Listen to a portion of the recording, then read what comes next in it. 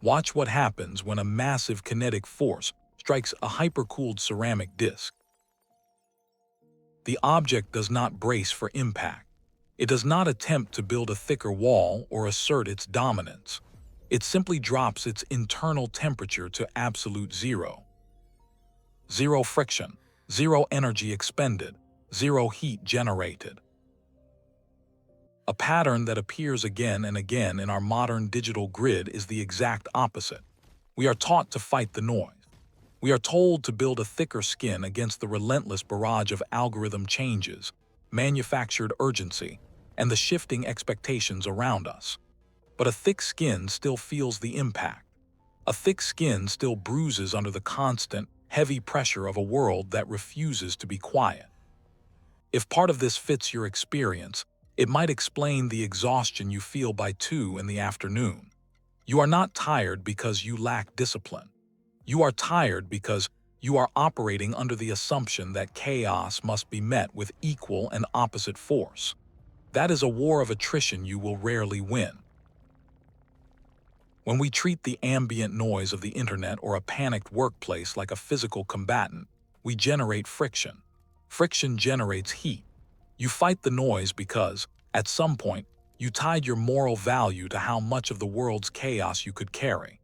Dropping your resistance feels like a failure of duty, but absorbing the world's panic isn't empathy. It is just thermodynamics. It is 11:14 on a Tuesday night. You are sitting on the edge of the bed. The phone in your hand vibrates with a work notification, then an email, then a text asking for a favor. Your jaw is locked. You don't open the messages. You just stare at the glowing glass, feeling the heat radiate into your palm, unable to move. And then you just set the phone face down. You walk to the kitchen and pour a glass of water in the dark like nothing happened. The environment is not here anymore. You are. The mechanism of fighting the noise protected you once, but has it checked whether that level of resistance is still required? A concept in quantum physics offers a surprisingly accurate lens for what happens to our nervous systems when we finally stop resisting. Research in superconductivity shows that to survive a massive magnetic avalanche, a material does not increase its mass. It crosses a critical threshold by dropping its internal resistance entirely. When a material achieves zero electrical resistance, it triggers the Meissner Effect. It actively expels magnetic fields from its interior. It does not argue with the magnetic field. It simply renders it null. The absolute stillness of the material becomes an impenetrable boundary. The external chaos hits this boundary and is effortlessly deflected. Think about what happens when you try to argue with an irrational comment online or fix a colleague's panic. You absorb their kinetic energy. You take on their heat. You act as a resistor and your internal circuitry begins to melt down. You snap. You freeze. You crash. But what if survival requires establishing a perimeter of intentional silence? Not a wall you hide behind, but a passive law of physics you enforce. You simply deny the chaos entry. You render the external frequency entirely null. And here is the part that actually it took me a long time to see clearly. Absolute stillness is not freezing. When you go completely silent in the face of overwhelming demands, people might tell you that you are shutting down. They might say you are dissociating or avoiding reality. But there is another phenomenon in physics called flux pinning. When a superconductor expels a magnetic field, the field does not just vanish. It bends around the object, and in doing so, it locks the object in place. The crushing pressure of the outside world does not crush the superconductor. It suspends it in a stable, levitating state. By refusing to react, the very chaos that was meant to overwhelm the object is smoothly redirected to become the exact force holding it up. The noise becomes the anchor.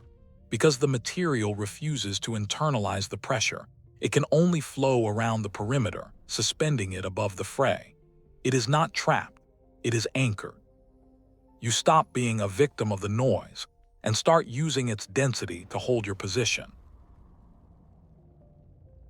When you drop your internal resistance, the external force ceases to be a threat and becomes the mechanism of your stability. You are sitting in a meeting room where everyone is panicking over a system change. The air is thick with erratic, frantic energy. Someone looks at you, expecting you to absorb their panic and match their elevated frequency. If you engage, you are instantly dragged into their thermal heat. But if you refuse to participate in the friction, if you offer zero internal resistance, their panic simply washes over you. You remain entirely still, which is a strange way to survive a Tuesday morning meeting, but it works. What would it look like if you stopped offering yourself as friction to a room that thrives on crisis? You did not choose the density of this digital landscape, but you are the one who can notice your internal resistance to it. The goal is not to become invincible. It is simply to stop bracing for impact. The next time the static spikes, whether it is a sudden barrage of demands, an algorithm shift, or a manufactured emergency, do not attempt to organize it. Do not attempt to outrun it. Experiment with dropping your resistance to the noise for 60 seconds, rather than fighting it all day. Let the wave crash. Let it bend. Let it pass entirely into the void. You remain anchored in the room you are actually sitting in. You observe the frantic motion of the crowd, but you do not inherit their panic. If there is someone in your life who is burning out trying to fight the noise, and this would reach them without explanation, they will know it is for them. You will probably still brace for impact tomorrow. Not because you did not understand this, but because the nervous system takes time to unlearn a war. You have spent years treating the noise of the world as a physical combatant, and dropping that posture feels dangerous. But I keep wondering what would happen if you finally stopped offering yourself as fuel to a world that refuses to be quiet. If the noise stopped feeding on your energy, who would you be in the silence?